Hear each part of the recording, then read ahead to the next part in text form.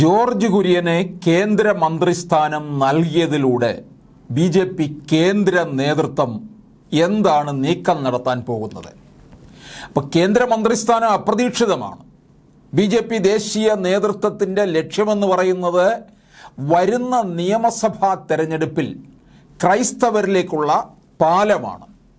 George Kurian Pinarayi വിജയൻ്റെ ഭരണം ബി.ജെ.പിക്ക് അനുകൂല ഘടകമായി മാറിയിട്ടുണ്ടെന്നാണ് ബി.ജെ.പി. ദേശീയ നേതൃത്വത്തിൻ്റെ വിലയിരുത്തൽ. ക്രൈസ്തവ വിഭാഗത്തിൻ്റെ പിന്തുണ കൂടി ഉറപ്പാക്കിയാൽ കേരള ഭരണം മരീചികയല്ലെന്നും പാർട്ടി കണക്കുകൂട്ടുന്നു. ജോർജ് കുര്യനെ മന്ത്രിയാക്കിയതിനെ സ്വാഗതം ചെയ്തു. സീറോ മലബാർ സഭ ഉൾപ്പെടെ വിവിധ ക്രൈസ്തവ വിഭാഗങ്ങൾ രംഗത്തു വന്നതും അനുകൂലമായി കാണുന്നു. ഇതിനു മുൻപ് അൽഫോൺസ് കണ്ണന്താനത്തെ മന്ത്രിയാക്കിയിട്ടുണ്ട്. അതൊന്നും അത്ര വേണ്ട തരത്തിൽ ഒരു ക്രൈസ്തവരിലേക്ക് ഒരു പാലമായി മാറിയില്ലെന്നുള്ളതാണ്. പക്ഷേ അന്ന് ബി.ജെ.പി. അത്രത്തോളം കേരളത്തിൽ ശക്തമായില്ല. ഇപ്പോൾ സ്ഥിതി അതല്ല. ഒരു സീറ്റുണ്ടായി.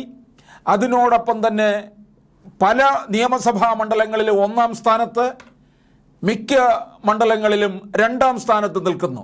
ഇതെല്ലാം CPM-ൻ്റെ വോട്ടിലുണ്ടായ ചോർച്ചയുമാണെന്ന് കണക്കുകളിൽ നിന്ന് വ്യക്തമാകുന്നുണ്ട്. അപ്പോൾ തീർച്ചയായിട്ടും ഭാവിയിൽ കേരളം പിടിക്കാം എന്നുള്ള കണക്ക് കൂട്ടൽ ബി.ജെ.പി. കേന്ദ്ര നേതൃത്വത്തിനുണ്ട്. തൃശ്ശൂർ മണ്ഡലത്തിൽ വിജയം നേടാനായത് ക്രൈസ്തവരുടെ വലിയ പിന്തുണ കൂടി ലഭിച്ചതിനാലാണെന്നാണ് പാർട്ടിയുടെ വിലയിരുത്തൽ. തൃശ്ശൂർ പാർലമെൻറ്റ് മണ്ഡലത്തിലെ നിയമസഭാ മണ്ഡലങ്ങളിൽ ഗുരുവായൂർ ഒഴികെ എല്ലായിടത്തും ബി.ജെ.പിക്കാണ് ലീഡ്.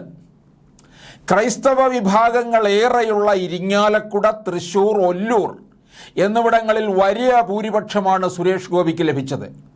തിരുവനന്തപുരം, ആറ്റിങ്ങൽ ലോക്സഭാ മണ്ഡലങ്ങളുടെ പരിധിയിലുള്ള നേമം, വട്ടിയൂർക്കാവ്, കഴക്കൂട്ടം, കാട്ടാക്കട, ആറ്റിങ്ങൽ നിയമസഭാ മണ്ഡലങ്ങളിലും ബി.ജെ.പി. ഒന്നാം സ്ഥാനത്തെത്തിയിരുന്നു.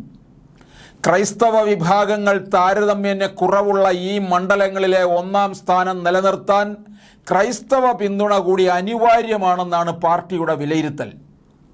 ന്യൂനപക്ഷ വിഭാഗങ്ങളുടെ പിന്തുണ ലക്ഷ്യമാക്കി അൽഫോൺസ് കണ്ണന്താനം, അബ്ദുള്ളക്കുട്ടി, അനിൽ ആന്റണി, ടോം വടക്കൻ എന്നിവരെയെല്ലാം പരീക്ഷിച്ചെങ്കിലും കാര്യമായ പ്രയോജനം ബി.ജെ.പിക്ക് കിട്ടിയില്ല. മാത്രമല്ല, പാർട്ടിയിലെ പഴയ തലമുറയെ മാറ്റി നിർത്തി മാസങ്ങൾക്ക് മുമ്പ് മാത്രം ബി.ജെ.പിയുടെ ഭാഗമായി മാറിയ അനിൽ ആന്റണിയെ പോലെയുള്ളവർക്ക് വലിയ അംഗീകാരം നൽകുന്നതിൽ പാർട്ടിയിലെ മുതിർന്ന വിഭാഗത്തിന് ഏറെ അസ്വസ്ഥതയുണ്ടായിരുന്നു. ഈ പരാതിയുടെ മുനയൊടിക്കാനും ജോർജ് കുര്യനിലൂടെ കഴിയുമെന്നാണ് ബി.ജെ.പി. കരുതുന്നത്. ബി.ജെ.പിയുടെ തുടക്കം മുതൽ ഒപ്പം നിൽക്കുന്ന ജോർജ് കുര്യൻ പാർട്ടിയുടെ ആദ്യകാല ക്രൈസ്തവ മുഖമാണ്. പാലാ രൂപതാംഗം കൂടിയായ ജോർജ് കുര്യനെ പൊതുവെ ക്രൈസ്തവ സഭകൾക്ക് സ്വീകാര്യനുമാണ്. ഇതുകൂടി കണക്കിലെടുത്താണ് ബി.ജെ.പി. ജോർജ് കുര്യനെ മന്ത്രിയാക്കാൻ തീരുമാനിച്ചത്. പിണറായി സർക്കാർ മുസ്ലിം പ്രീണനമാണ് നടത്തുന്നതെന്ന ബി.ജെ.പി. അടക്കം ആക്ഷേപം ഉന്നയിച്ചിരുന്നു. ക്രൈസ്തവ വിഭാഗങ്ങളെ പരിഗണിക്കുന്നില്ലെന്നായിരുന്നു കഴിഞ്ഞ തെരഞ്ഞെടുപ്പ് പ്രചാരണ വേളയിലും മറ്റും ബി.ജെ.പി. ഉയർത്തിയത്. തൃശ്ശൂരിൽ ഈ പ്രചരണം ഫലം കണ്ടുവെന്നാണ് പാർട്ടിയുടെ വിലയിരുത്തൽ.